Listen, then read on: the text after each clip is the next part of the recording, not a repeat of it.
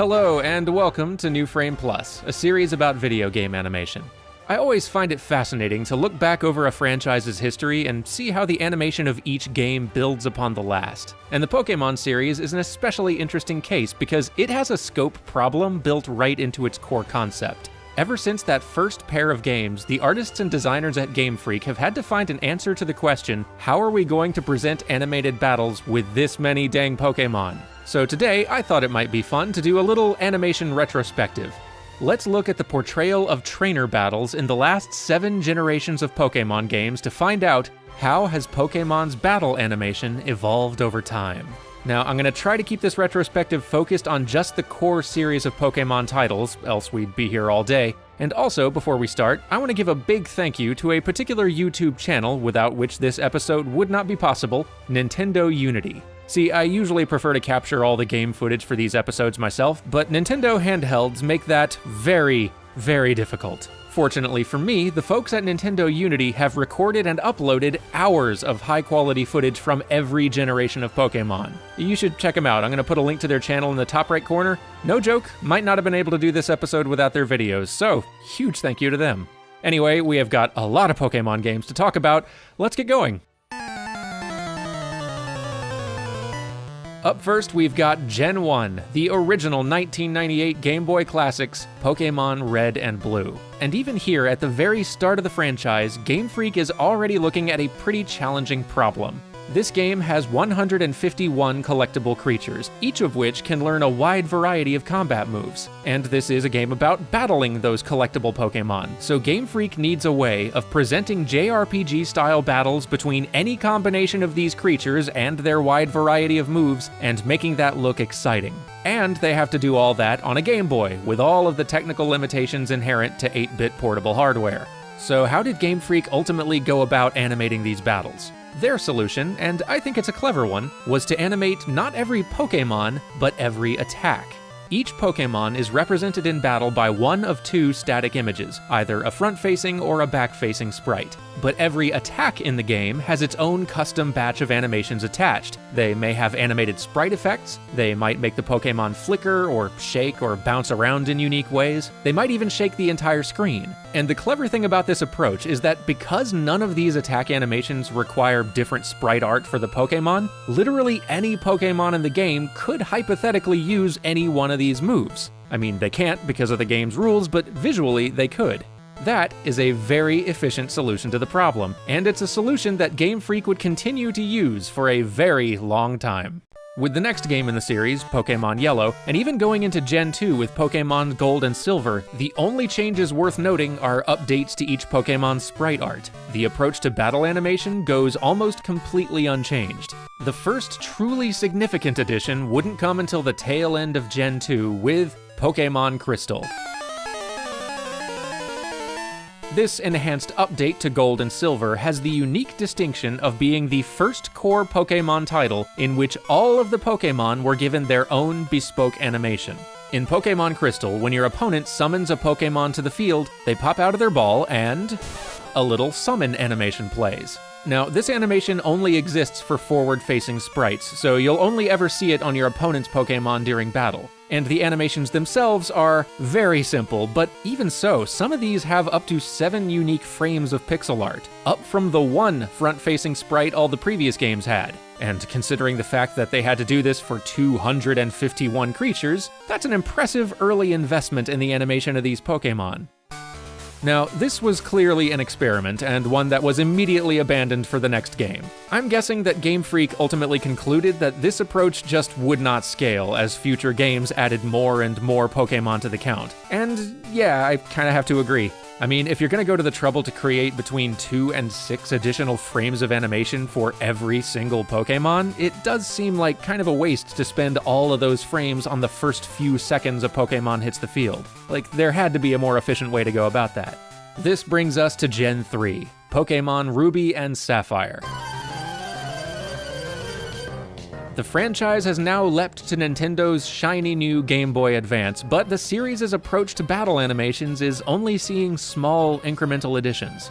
Every Pokémon gets another round of updated sprite art. Now the Pokémon are popping out of actual Pokéballs, and you actually get to see your trainer throw yours. That's cool. When the summoned Pokemon appear, the scaling effect on their sprites looking a lot smoother. The animation of attack effects is starting to look a lot more impressive. The Pokemon sprites can be rotated now, that used to be impossible. And now, both your Pokemon and their status bar bob up and down a bit when it's your turn, which not only make your Pokemon look a little more lively, which, I mean, finally, but also clearly communicates to the player that it's their turn to pick a move. And both teams now have this little platform shape to stand on, which helps them to feel more grounded and creates a sense of space. The Pokemon aren't just hovering in an empty void anymore. Now there's at least the suggestion of a little battlefield. Now that is legitimately a lot of great presentational changes, and all these incremental adjustments combined result in what feels like a pretty substantial upgrade.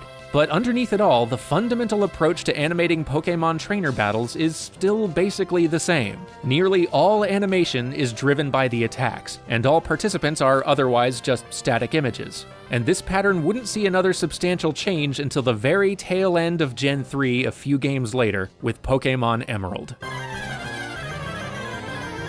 Crystal might have been the first game to give each Pokemon an animation to call their own, but Emerald would be the game to find an efficient way to implement that idea.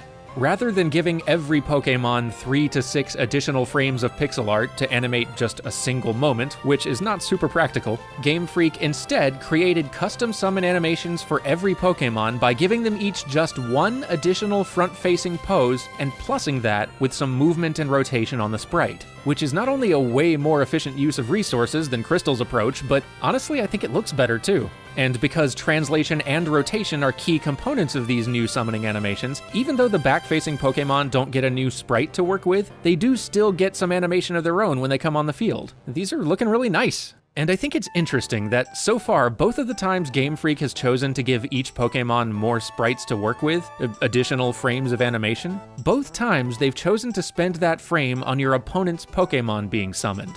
That's an interesting choice, because when you think about it, they could have made a custom sprite for all kinds of things. For example, you could add an attack pose, like a more aggressive pose the Pokemon could strike when it's their turn to move. Alternatively, you could add a hit react for when the Pokemon takes damage, which would lend way more impact to whatever attack was just delivered.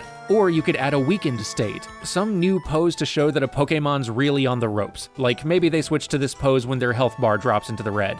Any one of these could be used to make battles more visually exciting and provide the player more visual feedback, but one potential problem with all of those alternatives is that they could easily have the unintended side effect of making Pokemon battles feel a little more violent. You see, Nintendo and Game Freak have spent decades now desperately trying to spin the idea of Pokemon battling as chill and all in good fun and something that Pokemon enjoy, and definitely not dogfighting. No, see, it's just fainting because of all the fun it's having. So if the one pose we add to this mix is one which emphasizes aggression, or even worse, being hurt, that really harshes the whole vibe this franchise is desperately trying to maintain.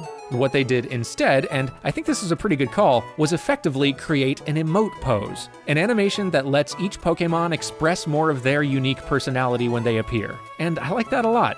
Honestly, I wonder if they could have gotten even more use out of this new sprite. Kinda seems like a waste to only see that animation when a Pokemon enters the field, but whatever, it's just nice having some animation on these things again. And this time, that summon animation would stick.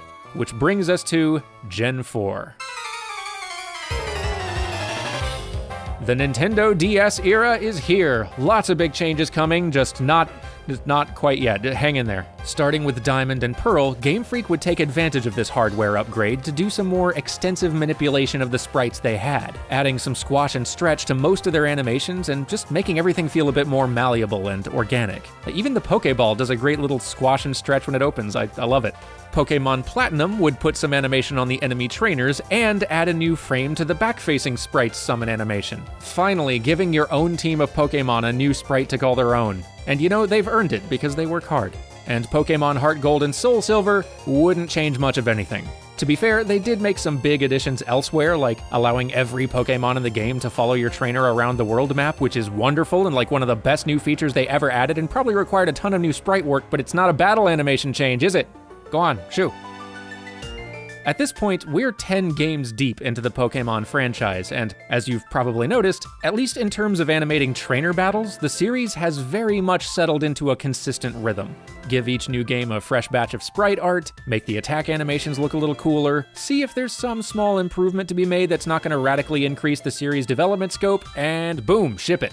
And I'm not meaning that to sound critical either, that's a really sensible approach. Game Freak had found a workable solution to a legitimate scope problem, and one which not only gave them some room to iterate, but also allowed them to keep adding new Pokémon without biting off more than they could chew.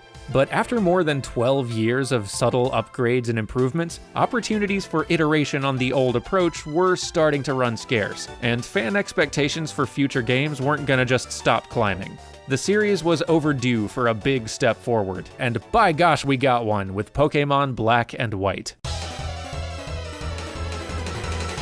Gen 5 brought a huge visual upgrade to Pokémon battles, which is pretty amazing considering we are still on the Nintendo DS here. Like, none of these changes come from an increase in hardware power, just a massive expansion in production scope. Watch closely as your trainer winds up to throw that Pokéball onto the field. It looks nice, right? Several custom frames of animation dedicated just to throwing the— hang on, wait! That sprite's arm moved. It actually rotated at the shoulder. That's not how pixel sprites work. Yes, indeed, Gen 5 introduces to 2D Pokémon skeletal deformation. Instead of just moving the entire sprite or creating new static poses to act as additional animation frames, this movement is achieved by breaking the character sprite into separate parts, in this case the torso and the arm, and using a skeleton of invisible joints to rotate or deform those parts individually. It's basically turning the sprite into a simple puppet, a lot like you would in 3D animation. You've probably seen this same approach used in 2D animated TV shows before, except here they're applying that technique to pixel art, which gives a very neat look. And when you apply that same technique to the Pokémon themselves, the results look fantastic. Look at them! Look at these Pokémon! They're flapping wings, they're bobbing in place, their whatevers are swishing in the breeze. This one's swinging around like a chandelier and flexing its limbs? Whatever. For the first time in the core series, these Pokémon are actually looking alive. This is a big moment in Pokémon history, and it represents a huge commitment on Game Freak's part. Remember, we are 5 generations in now. There are, as of Pokémon Black and White, 649 Pokémon in existence, and all of those Pokémon have to be animated now. Granted, it's not a ton of animation per Pokémon. They all basically just have front and back-facing versions of an idle loop with a more expressive little fidget thrown in here and there. The animation of individual attacks are still carrying a lot of the weight with their effects and shudders and flickers and flashes, but still, just adding this handful of animations for 649 Pokémon is a lot. And the thing is, once the world saw this, there's no way the series could ever go back to static sprites again. The new bar for Pokémon battle animation had been set. Now, I can envision an alternate history where the Pokémon franchise maintained and iterated on this particular style of 2D pixel animation for at least another generation of games, and I kind of would have loved to see what came of that. But the eventual transition to 3D graphics was inevitable, and the arrival of Nintendo's shiny new 3DS was as good an occasion for that change as any. Thus, we arrive at Gen 6, Pokémon X and Y.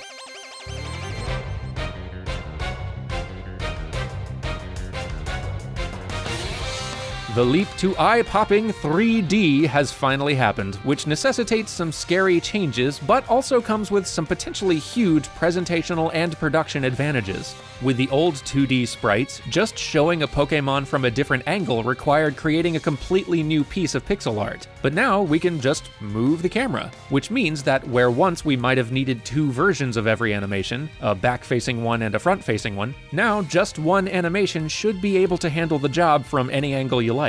And because we're in a true 3D environment with a proper camera that can navigate that 3D space, Game Freak can show any given action from whatever angle they think is most exciting. They can emulate handheld movements, they can even go split screen. Heck, Mega Evolutions kick off a full-blown transformation sequence. What's more, because certain Pokémon have similar proportions, as digital models, some of them may even be able to share rigs, which might allow for a small degree of animation sharing. And even better, once those 3D animations are created, you can pretty easily make adjustments to each Pokémon's model, textures, and shading without having to change the animation those assets are attached to. More on that later. But even with those production benefits, taking this franchise into 3D is daunting. Until recently, these games have gotten by with little to no animation on the Pokémon in battle, but that's not gonna fly anymore. With a pixel art sprite, we're generally okay letting our imagination fill in the gaps, but a static 3D model just tends to look lifeless. Basically, if you put a 3D Pokémon in front of us, we are going to expect to see that Pokémon move like an actual living creature. So, as of Pokémon X and Y, Game Freak has animated every single darn one of those Pokémon. Summon animations, idle loops, idle fidgets, attacks, hit reacts, feints. Every single Pokémon that might appear in the game needs a full animation set, which means that Game Freak has to make a full suite of animations for about 720 Pokémon. Now, let's conservatively estimate that each one of these Pokémon needs, 6 animations to cover everything that they might need to do in battle. That means that for just the Pokémon, and just for battles, that's 4,320 new animations needed. Yikes, that's a scary number. And the real animation count per Pokémon is almost definitely more than 6, so let's just add one more, let's say it's 7. That takes us up to 5,040 animations. And if we add just one more to the list, it's 5,760. With this many Pokémon in the roster, every single animation addition is going to have enormous production consequences. And if you start factoring into that math all the other animations they'd have to make outside the battle screen, like human character animations and, oh geez, Pokémon-Amie, wow, it kinda starts making you dizzy. Now, it is true that this is technically not the first time Pokémon's made the jump to 3D. I mean, there were the Stadium games, there was Colosseum, XD, Battle Revolution. All of those already featured 3D animated Pokémon battles. But all of those games had the benefit of reduced scope. Fewer total Pokémon to animate, only having to worry about battle animations. And although those games did sometimes do a better job at showing Pokémon performing distinct moves, the animation quality was a little inconsistent. Perfectly serviceable for its time, just not necessarily something that Game Freak could just drop into X and Y and call finished. Even if they wanted to, I'm guessing that X and Y's 3D Pokémon aren't using the same rigs those spin-off games used, and transferring an animation between two different rigs can be a real headache. But anyway, however they chose to go about it, it is so much work. Game Freak apparently had to staff up pretty significantly for Pokémon X and Y, with the core dev team consisting of 200 people, which is a pretty large team for a handheld game. The Pokémon series is a cascading scope explosion at this point, which, come to think of it, sounds like a very cool Pokémon move. But knowing that, it kind of starts to make sense that they keep on producing remakes of older generations using the latest gen's tech, right? Like Fire Red and Leaf Green, Heart Gold and Soul Silver. I mean, if you've just spent a ton developing new art and animation assets for the entire Pokémon roster, you might as well get some more use out of that updated library before moving on. And reuse that library they would. If you look ahead to Omega Ruby and Alpha Sapphire, Sun and Moon, Ultra Sun and Ultra Moon, and even Pokemon Go and Let's Go Pikachu and Eevee, each of these games would bring a new round of minor adjustments to the fidelity and shading style on the Pokemon's digital models, but if you look at their animations, you might notice that a lot of them are looking pretty familiar, and that is because they are largely unchanged. I mean, Game Freak had just invested a ton in converting the whole Pokédex to 3D, and they sure were not about to scrap that new library and rebuild it all over again just for kicks. And I am not gonna blame them for that, because redoing all of those animations for an ever-increasing count of Pokémon for every game, or even just every new generation, would be bonkers. I'm guessing one of the only reasons they justified that upfront development expense for X and Y was with the assumption that they'd be able to pull from that same animation library for a long time. And it's a smart strategy, especially considering the fact that we've got around 800 Pokémon in existence by this point. It would be easy to call this a repeat of that Gen 1 to Gen 4 streak, to say that we've basically been watching a second era of tiny iterations, only in 3D this time. But I think that would kind of sell these recent generations short, because some of the iterative changes they've added have been great, and not small changes. As of Pokémon Sun and Moon, all of your trainer opponents get a pre-fight animation, which lets their individual personalities shine through. And, even better, now the Pokémon trainers stay on the field with their Pokémon and are visibly present throughout the battle. They've got their own idols and command animations and everything. I love that addition. And Pokémon Let's Go Pikachu and Eevee applied all of the new presentation style to the old games, but threw a few retro twists in there for fun. Like, you remember how the battles used to start with a still image of the trainers sliding on screen? Now the 3D models slide in the exact same way before they start animating for the fight proper, and I love that. Which, I guess, brings us to the newly announced Generation 8, Pokémon Sword and Shield. We don't have a whole lot of concrete details yet, but I'm going to speculate anyway because none of you are here to stop me. My guess is that we can look to Let's Go Pikachu and Eevee for some clues, as that game seems like it was probably at least a partial trial run for Gen 8's features and presentation. And given that, I would say that it's a pretty safe bet that they are going to continue using battle animations from that same library we've been seeing, or at least using it as a foundation to build upon. And I can understand why that might be a little frustrating to some. But the great part about them continuing to use this strategy is that it frees up resources for when they want to try adding a new animation to the list. It's probably clear by now that an inherent flaw with my approach going into this episode is that viewing the franchise's animation history strictly through the lens of battle animation ignores all of the other features that a game's animation budget could go to. Just as an example, if you look back at Let's Go Pikachu and Eevee, in terms of scope, those games had the unique benefit of a significantly scaled down Pokédex, right? They went back to where things started with the original 151. That much smaller number makes the prospect of adding a new animation or two way less intimidating. And what did they do with that new flexibility? Among other things, they added follower Pokémon. And follower Pokémon are amazing. They let you express yourself by choosing which Pokémon you want to accompany you around the world map, and they let the Pokémon express themselves by showing how they walk, or roll, or fly, or waddle, and that's great. These are the sorts of additions that are way harder to justify if you're rebuilding the entire animation library from scratch for every game. Maybe for Gen 8, follower Pokémon will finally be a thing for all who knows how many hundred Pokémon in the Pokédex. We haven't seen that since Heart Gold and Soul Silver. Or maybe they'll put those animation resources towards some entirely new cool feature. But let's just say, hypothetically, that they did decide to give the battle animations another overhaul. What sort of changes would we want to see?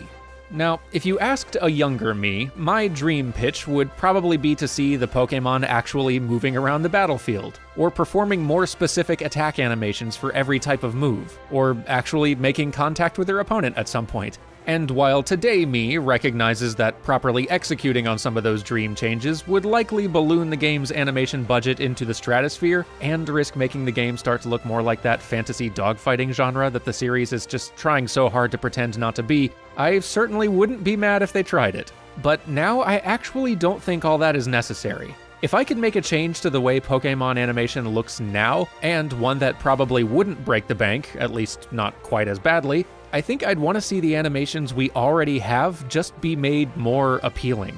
Because that huge library of 3D animations Game Freak has been accumulating since X and Y, they look fine? They're fine. They do get the job done, and there's a consistent level of polish across the whole Pokédex, which is great. I am impressed as heck by the sheer scope of what they've done here, but just looking at each Pokémon individually, I do find a lot of the animation on them to be somewhat bland. And it's not just that they're standing in one place, it's that there's just not a lot of animation contrast between them. They all have this similar level of energy, a similar speed to their movement, a similar rhythm to their cycles, just a generally samey quality to their motion. In a weird way, they sort of strike me as living 3D incarnations of those old static sprites. Like, the design is doing all of the appeal work here, and the animation is doing just enough to make that design look alive. And maybe that was somewhat intentional. I mean, so much of this 3D presentation approach is adhering to the nostalgic feel of classic Pokémon battles. Two creatures standing in place, exchanging attacks that are mostly sold through impressive effects. I don't know if that's an aesthetic choice or just careful scope management, which I could understand, but I feel like keeping the Pokemon's individual animations so homogeneous and minimalist really hinders their ability to bring out each creature's full appeal potential. Like, imagine if even a fraction of the Pokemon roster had half as much animation appeal as Pikachu. Pikachu has benefited from 2 decades of focused iteration, and they have polished that character's appeal to a mirror shine at this point. And I just know that a large portion of the rest of the Pokédex has that same personality potential. I mean, look at these designs, they are amazing. This game is jam-packed with delightful creatures, and also Pichu. Imagine if they expressed more of that in their animation. Heck, look at how many more people fell in love with Eevee the instant they gave that Pokemon some more love and care. Now, I'll grant you that putting that sort of concentrated focus into every one of these hundreds of Pokemon probably isn't feasible, and maybe it just isn't possible to achieve Pikachu or Eevee levels of appeal without all of the additional animations and screen time those Pokemon get. Or maybe the homogeneity of all these Pokemon's animation is just a result of the animators having to crank out like 10 finished animations per day. I don't know. I didn't say this was an easy problem to solve. All I'm saying is that I'm willing to bet that if you infuse these existing battle animations with just a little more interesting contrast, a little more of the personality that each of these Pokemon's designs already hint at, the appeal of the roster as a whole would go up considerably.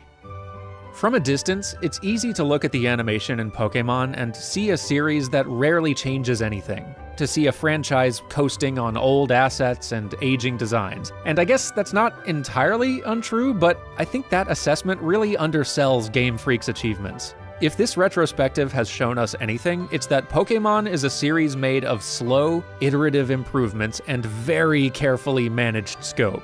Avoiding scope creep is a difficult discipline for any game studio, and the fact that this studio keeps finding small ways to make each game look a little better, no matter how many Pokemon they've got to apply those updates to, is really amazing.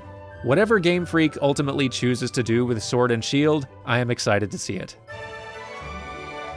If you are somehow not tired of hearing about Pokemon and would like to learn a little bit more about Pokemon creature design, JoeCat actually made a video about that subject recently. I will link to it in the top right corner now. It's a really interesting look at the art design approach to creating one of these cute little things. But yeah, I hope you have enjoyed this extended field trip through the history of Pokemon's battle animations. And of course, another big thank you to Nintendo Unity for just existing and recording so much beautiful Pokemon footage. This video would have looked like garbage without it. So go visit their channel and give them some likes from me, will ya? If you want to see more videos about game animation, be sure to subscribe to New Frame Plus and consider supporting the channel like all of these wonderful patrons here. Thank you for watching, and I'll see you next time.